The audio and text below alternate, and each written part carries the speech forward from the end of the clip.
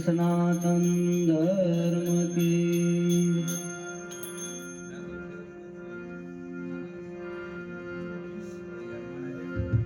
पहलो पाड़ कोनो मानिए बीजो कोनो उपकार।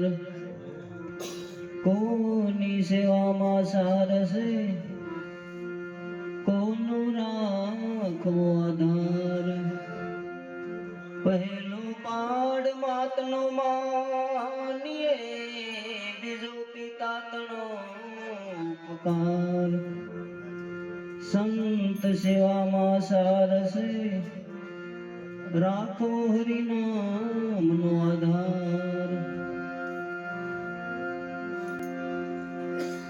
तो प्रसंग ने अनुरूप जे અમારે કાકા જ થાય એમને જીવન યાત્રા પૂર્ણ કરી સ્વર્ગવાસ થયા ના મૃત્યુલોકનો નિયમ મૃત્યુલોક જ આનું નામ છે।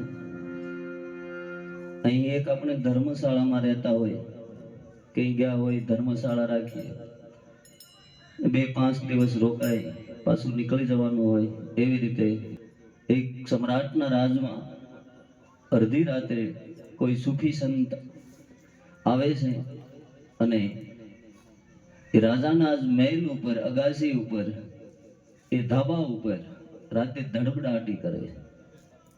એ રાજા એકદમ ઊભા થઈ સિપાહીઓને લઈ ઉપર જઈને જોયું કહ્યું કોણ છો શું અહીં કરે છે અડધી રાત્રે?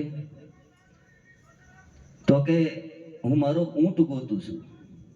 તો કે આ તો પાગલ થઈ ગયો લાગે છે અહીં આ અગાસી ઉપર ઊંટ મળે? તો કે તમને આ રાજવૈભવમાંથી કઈ મળ્યું? તમને જો કઈ મળ્યું હોય તો મને ઊંટ મળશે અને તમને જો કઈ ન મળ્યું હોય તો મને ઊંટ નહીં મળે નહીતર આપણે બે પાગલ કે।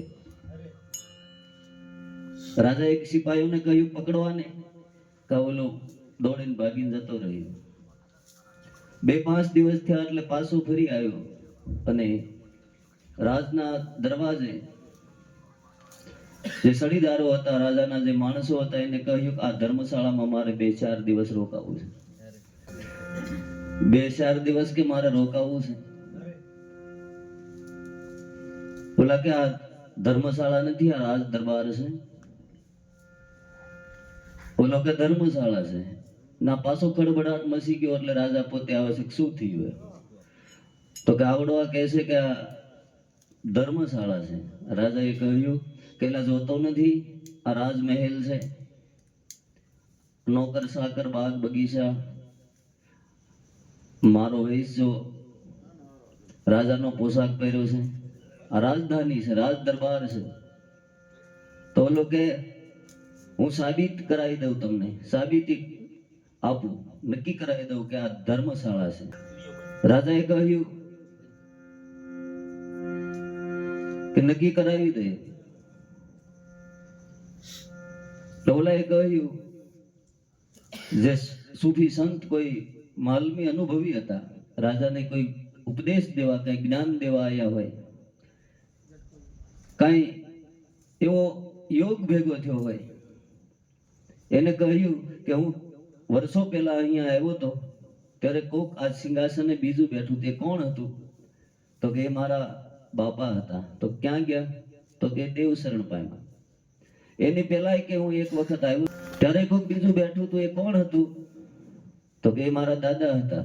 તો કે ક્યાં ગયા? તો કે દેવ શરણ પામ્યા। એની પહેલા એક વખત આવ્યો તો ત્યારે કોક બીજું બેઠું હતું એ કોણ હતું? તો કે મારા બાપાના દાદા હતા। તો કે ક્યાં ગયા? તો કે એ દેવ શરણ પામ્યા। તો કે આ ધર્મશાળા નથી તો શું છે? અહીં આવે થોડોક સમય રોકાય પાછા જતા રહે આવે થોડોક સમય રોકાય પાછા જતા રહે તો આ ધર્મશાળા નહીં તે બીજું શું છે કે? બોલે રાજાને એ શબ્દનો એ સંતનો શબ્દ હૃદયમાં ઉતરી ગયો। જે સોનાના શણગાર સજાતા જે રાજાનો પોશાક પહેર્યો હતો માથે જે મુગટ હતો એ બધો ઉતારી અને એને કહ્યું કે તમારી વાત સાચી છે આ ધર્મશાળા છે હવે તમારે કે રહેવું એટલું આવ્યો હું જાઉં છું। એટલે આ મૃત્યુલોક એ ધર્મશાળા છે, આ શરીર એક ધર્મશાળા છે આ જીવને રહેવા માટેનું. એટલે મારા કાકા જુગાભાઈ ડાભી એમની જીવની યાત્રા પૂર્ણ કરી અને પોતે સ્વર્ગવાસ થયા છે એ વિશેનું એક ભજન ગાઈ. માતા પિતાનો મહિમા નાશરા ધર્મ માટે કેવડા બલિદાન થયા છે. એ આશરા ધર્મ તમારો મોરી માં, આશરા ધર્મ તમારો મોરી માં, કહે છે લયો એની માતા સંગાને, કહે છે લયો એના માતા પિતાને.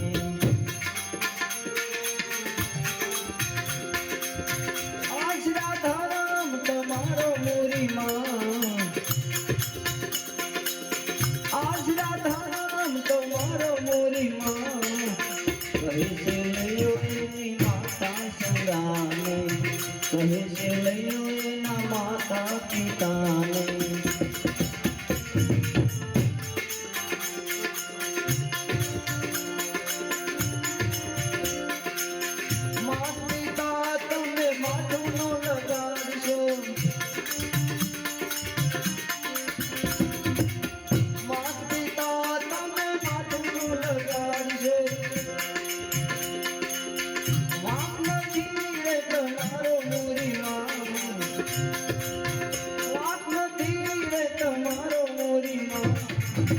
વેલા મોડું જવાનું, વેલા મોડું જવાનું, વાડા પછી આવે વારો મોરી માં, વાડા પછી આવે વારો મોરી માં, કહે છે લયો એના માતા પિતાને, કહે છે લયો એના માતા પિતાને. ધર્મ તમારો મોરી માં, આશરા ધર્મ તમારો મોરી માં, કહે છે લયો એના માતા પિતાને, કહે છે લયો એના માતા પિતાને.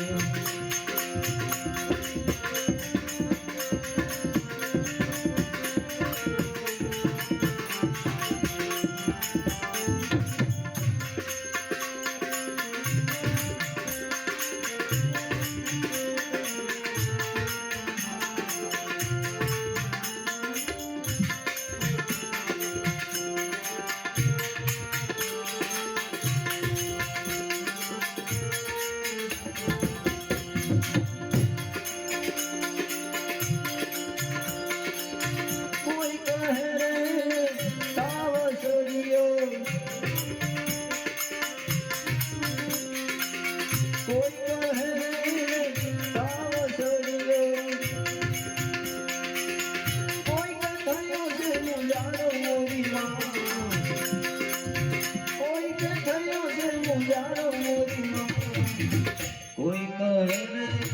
હાલો હડકવા, કોઈ કહે રે હાલો હડકવા. પ્રભુ નથી રોજ લેનારો મોરી માં, પ્રભુ નથી રોજ લેનારો મોરી માં, કહે છે લયો એના માતા પિતાને.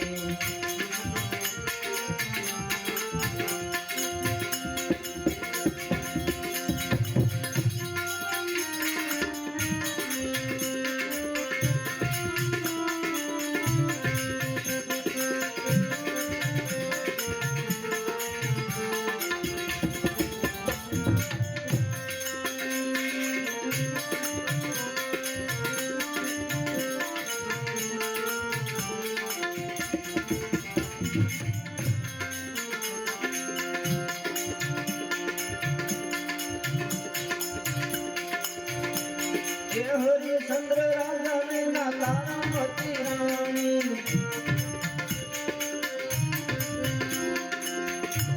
હરિચંદ્ર રાજા ને ના તારામતી રાણી. રોહિત બાળ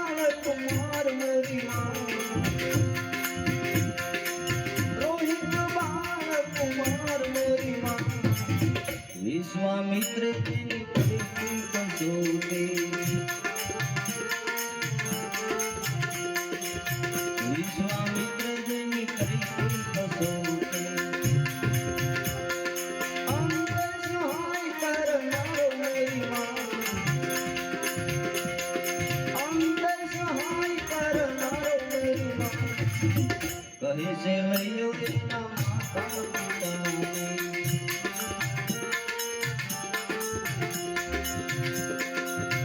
આશરા ધામ તમારો મોરી માં, આશરા ધામ તમારો મોરી માં. કહે છે લઈયો એના માતા પિતાને.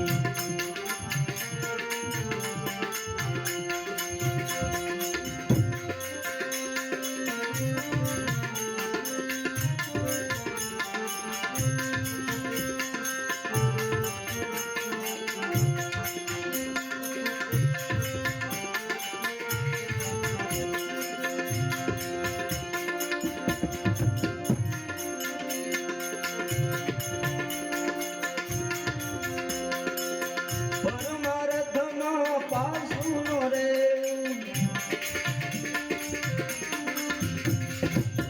પરમાર્થમાં પાસુનો રે. એવો મત છે અમારો મોરી માં, એવો મત છે અમારો મોરી માં.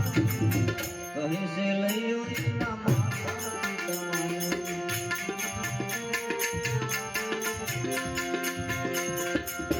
ધરતી મસ્તકનું તારો મોરી માં, ધરતી મસ્તકનું તારો મોરી માં. કહે છે લઈયો એના માતા પિતાને. કહે છે લઈયો એની માતા સંગાને.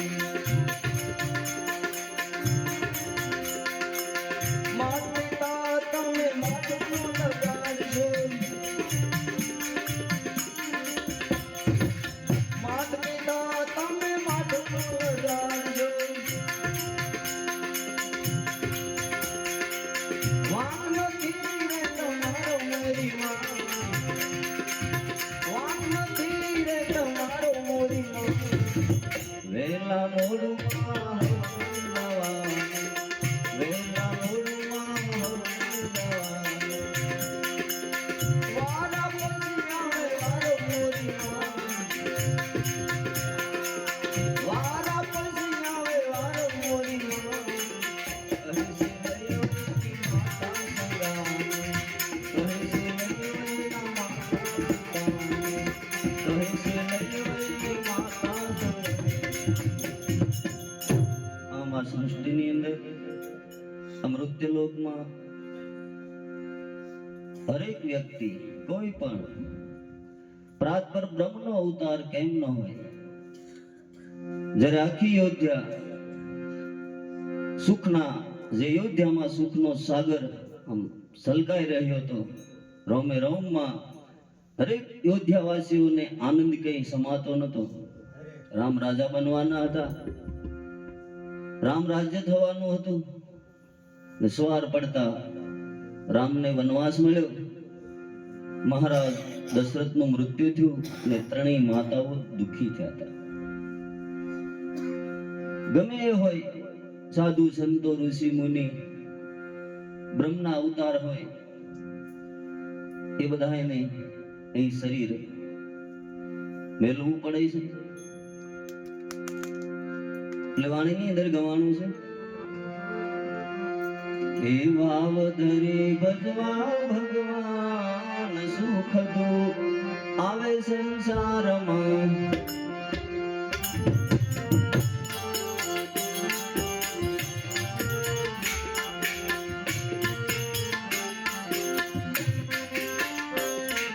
વિધિના લખેલા લે તારા કોઈ નહીં ટળે.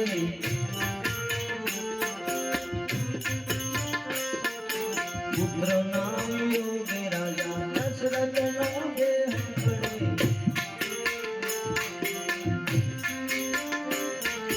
રામ સીતા પામે વનવાસ સુખ દુઃખ આવે સંસારમાં. રામ સીતા પામે વનવાસ સુખ દુઃખ આવે સંસારમાં.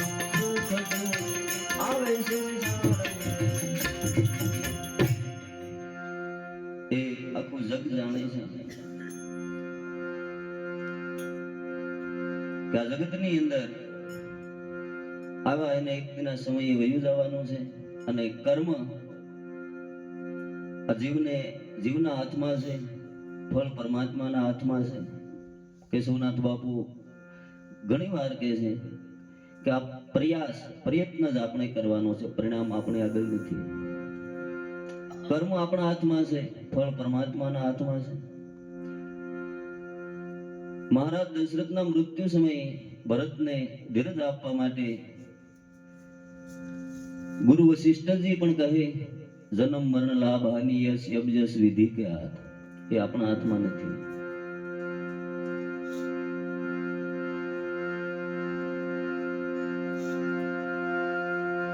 જ્યારે જ્યારે જે આ જીવ કર્મ કરે છે, એ કર્મ ગમે ત્યાં જીવ જાય, ગમે ત્યાં અવતાર થાય તો કર્મ એનો પીછો છોડતું નથી અને ફળ આપ્યા વિના શાંત થતું નથી. શ્રદ્ધાંજલિ નિમિત્તે પોતે જ પોતાનો પરમાત્માનું ભજન કરી અને કલ્યાણ કરી શકે છે અને પોતે જ પોતાના કર્મથી બંધાય છે. પણ છતાં જે શ્રદ્ધાંજલિ નિમિત્તે જે ભજન છે,